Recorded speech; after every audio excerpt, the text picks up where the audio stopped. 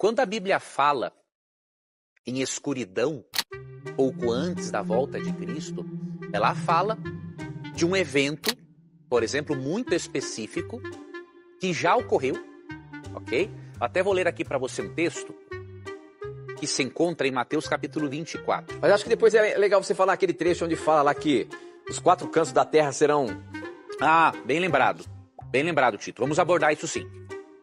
Aqui Mateus, capítulo 24,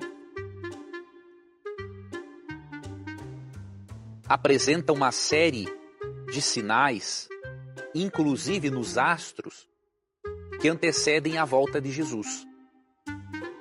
Aqui, Mateus capítulo 24, verso 29. Imediatamente depois da tribulação daqueles dias, o sol se escurecerá, a lua não dará o seu resplendor, as estrelas cairão do céu e as potências do céu serão abaladas. Aqui você vê que pouco antes da volta de Cristo, e interessante, né? Logo após aqui a tribulação, nesse contexto, a destruição de Jerusalém, diz que haveriam alguns sinais nos astros. O sol se escureceria, a lua não daria sua claridade e as estrelas cairiam. Esses são sinais astronômicos que já ocorreram na história. Esses são sinais astronômicos que já ocorreram na história. Por exemplo, estou tentando lembrar aqui especificamente a data, é o mesmo sinal de Apocalipse 6,12. A queda de estrelas da que fala, eu vou lembrar agora os anos. A queda de estrelas, que foi uma grande chuva de meteoros, ocorreu em 1º de novembro de 1833. O Sol, o escurecimento do Sol foi em 19 de maio de, se não me engano, 1780. Especialmente no norte da América, foi tão grande esse escurecimento do Sol que os animais acharam que já era noite e as galinhas, por exemplo, foram para os seus puleiros. E na mesma noite, a Lua se tornou como sangue. Um fenômeno que ninguém conseguiu explicar até hoje. Então, esses são sinais astronômicos que ocorreram já. A interpretação adventista de que a tribulação começou no ano 70 está incorreta porque ignora o contexto bíblico de Mateus 24, onde Jesus mistura eventos locais, a destruição de Jerusalém, com profecias escatológicas globais, como a Grande Tribulação. Além disso, Apocalipse 7,14 descreve a tribulação como um evento futuro e universal, não limitado ao século I. A aplicação ao ano 70 também desconsidera o alcance profético e simbólico do texto, que envolve o julgamento final e o retorno de Cristo. Em 1833, o último dos sinais apareceu, os quais foram prometidos pelo Salvador como indicadores de seu segundo advento. Esta profecia teve um cumprimento marcante e impressionante na grande chuva de meteoros de 13 de novembro de 1833.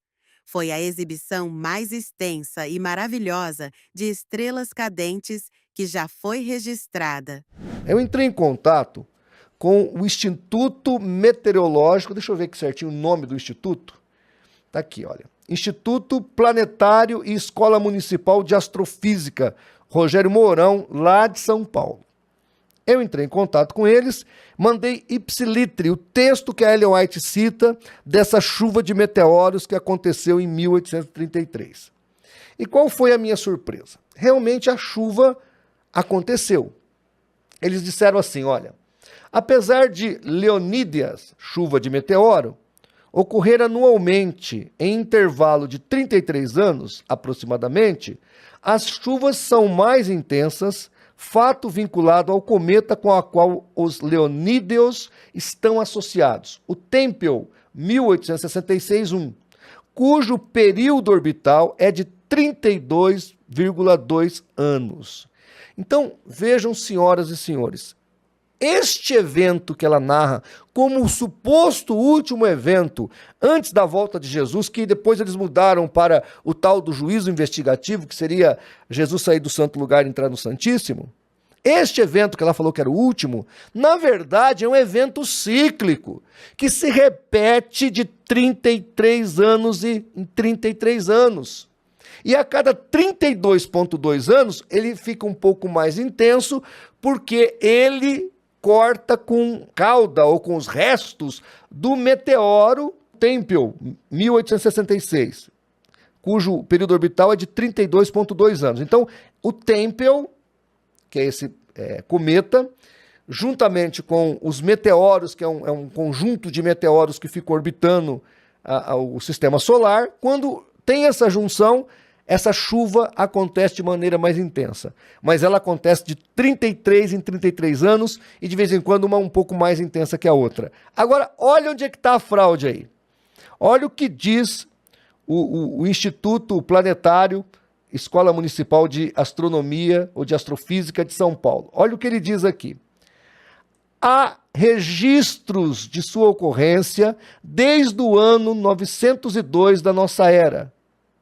Entretanto, somente a partir do final do século XVIII é que os registros são mais frequentes, provavelmente pelo fato dos astrônomos profissionais e amadores terem sido despertados, ou seja, a astronomia foi estipulada como uma ciência, astrônomos foram formados, além dos independentes, dos amadores.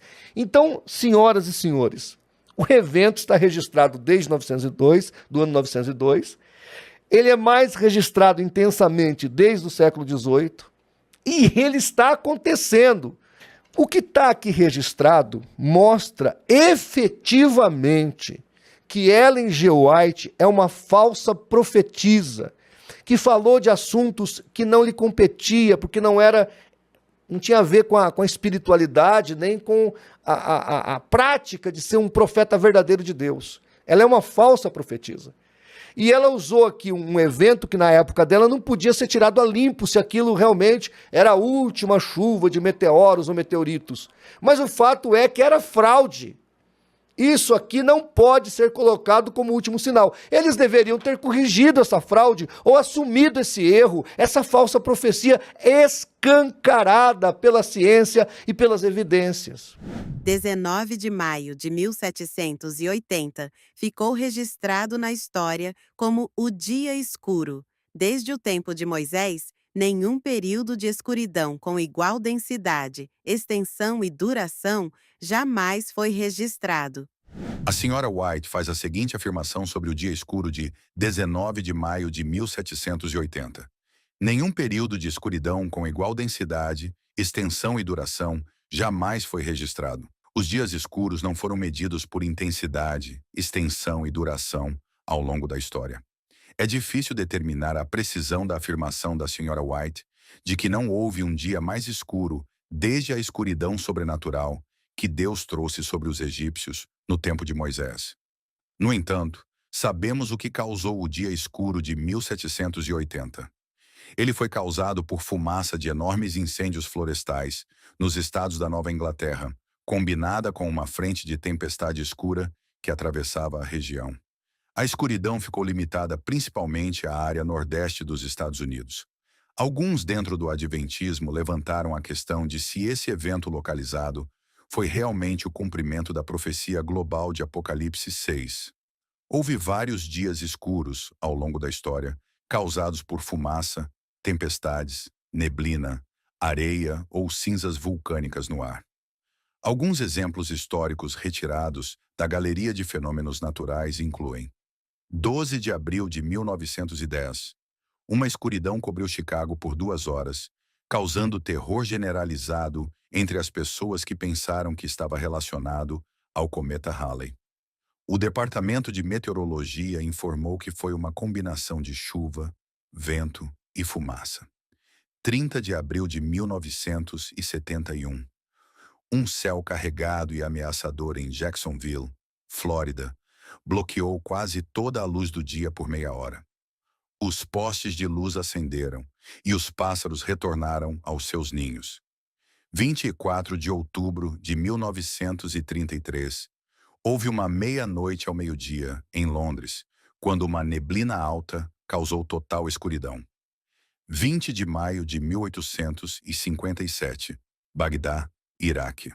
Uma tempestade de poeira soprou o dia todo e, por volta das 17 horas, uma escuridão se instalou que era mais profunda que a noite mais escura. Pânico tomou conta da cidade. As pessoas procuraram umas às outras para enfrentar o fim do mundo juntas. 5 de abril de 1766, uma erupção do vulcão Hekla, na Islândia, produziu uma escuridão tão intensa que pessoas a 150 milhas de distância tiveram que tatear o caminho. A 140 milhas, era impossível saber se uma folha de papel era branca ou preta. Qualquer um ou todos esses eventos foram tão impressionantes quanto o evento de fumaça na Nova Inglaterra em 1780, e a maioria deles ocorreu muito mais próximo do retorno de Cristo. E na mesma noite, a Lua se tornou como sangue, um fenômeno que ninguém conseguiu explicar até hoje. Aqui está o Sol. Ele fica no centro do nosso sistema solar. Mercúrio, Vênus e aqui estão a Terra e a Lua. A Terra leva 365 dias para orbitar em torno da estrela. Ao mesmo tempo, a Lua gira em torno da Terra e orbita completamente o nosso planeta em 27 dias. A Terra cria uma zona de sombra e às vezes a Lua passa por ela. A sombra é em forma de cone e gradualmente se estreita. A Lua está a 384 mil quilômetros de distância. Isso é como 9 comprimentos da linha do Equador. A essa distância, a largura da sombra é cerca de 2,6 vezes a largura da Lua. Quando a Lua está nessa zona, a luz solar direta não a atinge. Ou seja, ela deveria ter desaparecido, mas em vez disso, fica vermelha. Tudo porque os raios do Sol passam pela atmosfera da Terra. Eles se espalham e a maior parte da luz azul desaparece, mas os raios vermelhos e laranja continuam e atingem a superfície da Lua. Pronto, você vê um fenômeno chamado lua de sangue. Esse eclipse vermelho da Lua é raro porque vários fatores devem coincidir. Um deles é que a Lua deve estar cheia. Normalmente, você pode ver 2 eclipses lunares totais por ano. Em 2038, você poderá ver 4 desses eclipses.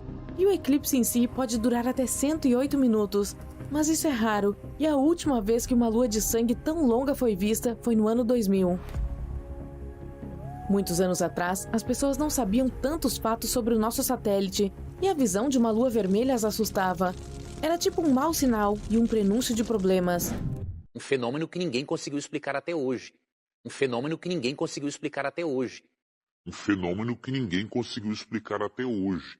Se eu não me engano, 1780.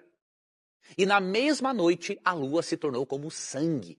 Um fenômeno que ninguém conseguiu explicar até hoje.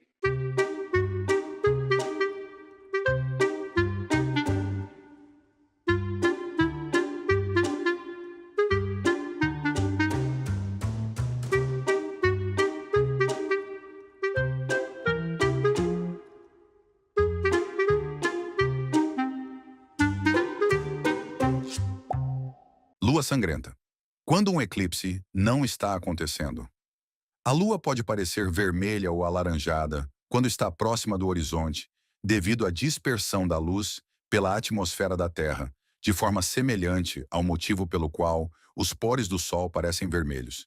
Esse efeito é mais acentuado durante incêndios florestais, tempestades de areia ou erupções vulcânicas, onde partículas na atmosfera intensificam a dispersão.